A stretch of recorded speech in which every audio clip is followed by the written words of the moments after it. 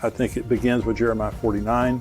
That's the hook in the jaw. I believe immediately you have the regional conflict of Psalm 83, followed by the Ezekiel 38, 39. It could happen in a matter of 2 to 3 days. Today I have Bill Koenig joining me again. Bill's a journalist. He served as a White House correspondent, and he has a news service called Koenig World Watch Daily. His website is constantly updated stories from a large variety of news sources and can be found at watch.org. Bill's passion is the nation of Israel, and he is with me today to talk about what's happening currently in Israel and what it means. Bill, thank you for joining me. Thank you, Jimmy. Appreciate it. Well, it's really a bad situation in Israel, and I know that people have been watching the things that are happening in the news. You're over there a lot. You're very connected to Israel, and you have your Jerusalem prayer breakfast that you do. I think you do those all over the place. All over the world. All over the world.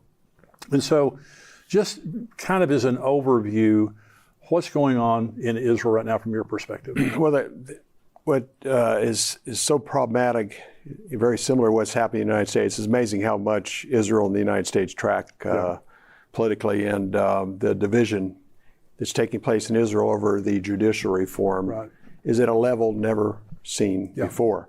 I've talked last week to an Israeli who's very involved within the country, and he said the tension that he's experiencing is unprecedented, and it's over judicial reform. And unfortunately, the left, the liberals, want the court system that's very independent, calls a lot of the shots. And even there's not the check and balance system in Israel like we have in the United States, executive, legislative, and judicial. And there they're trying to rein in some of the power that the judges have, even to the extent of selecting their own judges. They want it to be public. So my concern, Jimmy, is the level of tension. They've even talked about a civil war. I don't think it'll get to that, but it is at a level that we haven't probably seen, especially since the modern state of Israel. I've never, there's always tension in Israel on some level. Absolutely. Let's talk about their government, because I want to be respectful. I love the Jewish people. You and I both wholeheartedly support the Jews in the state of Israel. They have a terrible government. I mean, their form of government is not like anything I've ever heard of before. But when you talk about judicial reform, to the average person who's watching the news, of course, the Biden administration is very much supportive of not having judicial reform, leaving the judiciary the way it is in Israel, status quo. But for the average person to understand what's happening, you see all these riots that are happening. Okay. So you don't have the executive branch of government there the way you have it here, because the prime minister is a part of the Knesset. Okay, it'd be like the president here being a part of the Congress. Okay, so you have the Knesset, but the Knesset right now is under the control of the conservatives. Okay, Benjamin Netanyahu's party, but also Ben Gvir and some very, very right-wing kind of ultra orthodox kind of people. This is what the liberals hate, okay, is the fact that right now you have the conservatives in control. Okay, so then you have the judiciary, but the judiciary is independent of the legislative over here. But let's talk about the reasonableness law. Now, so the judiciary, like the Supreme Court in America, is critical, because if something happens, now we have a constitution, they don't have a constitution. So people need to understand Israel does not have a constitution, so it's just an on-the-fly kind of a commentary on what's legal and what's illegal. So the Knesset passes a law, and the judiciary then has a reasonableness law, which means if they deem it to be unreasonable, they can declare it unlawful. Amazing. It's crazy. It's not going to change. I don't believe that the political structure of Israel is going to change significantly. I do believe that there is going to be a crisis around the time of the return of Jesus. I had Rick Renner on the show, and Rick is a Greek expert. We were talking about the word rapture, and he said, unfortunately, the word rapture means to rescue in the nick of time. It means like right before it gets, So I think that when the rapture happens, it's going to be a lot like it is right now, a world in crisis. Jesus said that there will be distress of nations with perplexity, and perplexity means there's just no answers. There are no answers for America. I mean, there's revival's the answer. But in Israel right now, it's perplexing. They just don't know what to do. So you have the situation now with that. So let's talk about Gog and Magog for just a minute. Now, Jeremiah 49 talks about Elam. And our friend Bill Salas has been on the show and we've talked about it. Now, Elam is the southern part of Iran. And it's where they have a lot of their nuclear installations. Now, and by the way, because I've shown this on the show, I've shown a map. If Israel bombed Iran, that would be the most convenient area for them to bomb. That's right. As far as strategically. So we were talking about Wag the dog. There have been presidents of the United States in serious situations. And to distract from their domestic distress, they start a war or they do something over here. I've heard, and this was in the Jerusalem Post, someone comment that this would be a convenient time for Netanyahu to bomb Iran. I want to remind you of our prophecy conference that's coming up September the 16th, and we've got Rabbi Jonathan Cahn. We have Ed Young, who is the senior pastor of Fellowship Church. That's where we're having the event.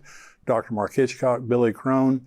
We have Tony Evans, who is going to be a special guest for us this year, as well as myself. We're going to have a great day all day long on September 16th. That's a Saturday. That's also during Rosh Hashanah, the Feast of Rosh Hashanah. And you may have heard me teach before that I believe some year that the fulfillment of Rosh Hashanah could be the rapture. And I'm not dogmatic about it. Jesus can come anytime he wants to. But every year at that time, I just kind of start looking forward to maybe this is the year that Jesus is coming back. Now, Rabbi Jonathan Cahn is going to be speaking that day. He's going to be blowing a shofar, of course, him being Jewish, and he's going to be leading us in a special Rosh Hashanah service. It's going to be very, very special. So come and join us in person. Now you can go on endtimes.com. There's a little icon on the left side of the screen, a little world. Click on that. That'll show you on the right-hand side the prophecy conference where you can buy your seat. You can also stream live. And so go on there, come and be with us. Now we already have about 4 sections sold out in the building. So if you want a good seat, go on there right now. We would love to have you join us September 16th. I've heard, and this was in the Jerusalem Post, someone comment that this would be a convenient time for Netanyahu to bomb Iran. Yeah, I think that's speculation, but like we talked about, Jimmy, I mean, that's exactly what Bill Clinton did with the Lewinsky scandal and his desire for atonement. Yeah. He got in the middle of that Wag the Dog Kosovo war. I think that's always a possibility. And Israel's gift is preemptive. Right. In other words, not knowing when they're going to do something. So in some ways, it could be advantageous to Israel if they're near that red line to go ahead and make a move against Iran for their own protection. As we talked about too, Jimmy, the Persians are master.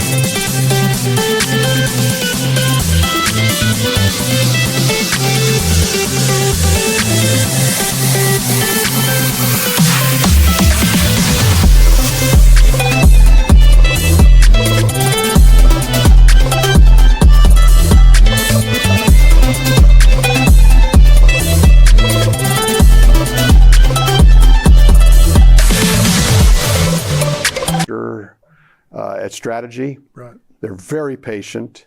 They're master chess players. I've met Iranian in D.C. and their negotiators get PhDs in negotiations. Wow. Another Jewish friend at the embassy in Washington, D.C. says, you can't out-negotiate these guys. He said they'll agree to a deal that has less teeth than the deal they just previously agreed to. Yeah. Or the other strategy is agree to everything and then at the last minute change. Yeah. They drive you wild. They drive you nuts. Well, they've been doing this for decades. Forever. Yeah. And they're so effective at it. Yeah. And I think with that said, the Persians have been hit hard inside of Iran, inside of Syria, Lebanon, and they still haven't done anything. So the Arabs have a tendency to get worked up and go to war too early, Right. where the Persians are completely opposite. They're very calculated. So as gifted as Israel's defense and security is, and that's part of the reason Right. they're talking to the United States about normalcy with Israel right now, because they're concerned about Iran, even though they have relations now or are talking now. It's the playing field of Gog Magog, 38, 39, and Ezekiel, and also Jeremiah 49 is playing out right before our eyes. For guys like us, this is an exciting time. Yeah. It's serious, it's ominous, but boy, the pieces are falling into place. And at some point, the Prime Minister of Israel is going to have to make a difficult decision, along with the defense. When you start talking about reservists and others not willing to participate because of judicial reform, that's a very precarious, dangerous time for a country that needs to be war ready and not a division within the defense industry. Well, they had a military exercise last year, things called Chariots of Fire, was all of their military branches practicing bombing Iran. And by the way, America was a part of that. They put 5 billion shekels in their budget, I think it was last year, maybe this year, to bomb Iran. And then to respond to when all the proxies of Iran go crazy after they get bombed. And so the Jeremiah 49, the Elam, and this is my opinion, but what I believe is going to happen at some point, Ezekiel 38, God says, I'm going to put a hook in your jaw. And in other words, this is going to be my decision, not your decision. Amen. I'm going to provoke you into doing what you're going to do. It's going to be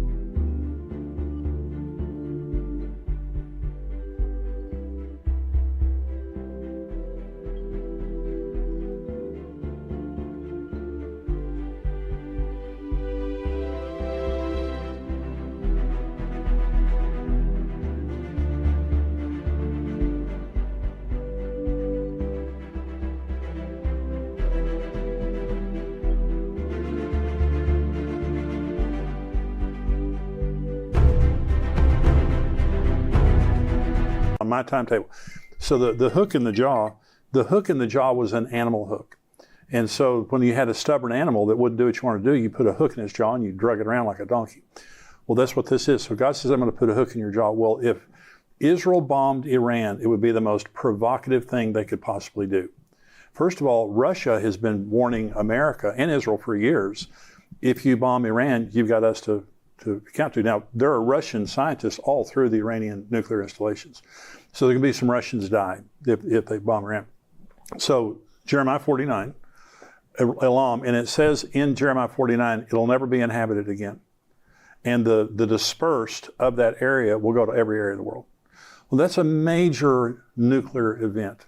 Either an accident that happens, could be, but it says, I'm going to knock the bow out of your hand. And in other words, it's a judgment against the leaders of Iran. That's right. So this is going to happen. Okay, so they practiced for bombing Iran. Then they practiced for defending their borders once it was over with. That's exactly what's going to happen. Hezbollah, Hamas, all of them are going to go crazy. So Syria, Russia. So you have the Psalm 83 war that Bill Salus talks about, which is a regional war where the Israelis are attacked by their regional neighbors, including Jordan, and there's a supernatural victory that happens in that. Then you have the Gog-Magog war, Ezekiel 30 and 39, which is a broader regional war where you have Russia, Iran, Turkey, all the different nations that come in. This is my opinion. I think that's the order. I think it begins with Jeremiah 49. That's the hook in the jaw. I believe immediately you have the regional conflict of Psalm 83, followed by the Ezekiel 30 and 39. It could happen in a matter of 2-3 days. Thank you for joining me today on Tipping Point. I hope that you enjoyed it. I hope you'll subscribe here to our YouTube page and also that you'll become a subscriber of endtimes.com. You get everything we do all week long. You get the full Tipping Point show as well as all the other things we do all week long that will encourage you and educate you on what's happening related to the end times. It's $7 a month, $77 a year. We would love to have you as a subscriber. Go to endtimes.com. Also sign up for our conferences coming up on September the 16th and our Israel trip. God bless you. I'll see you next time.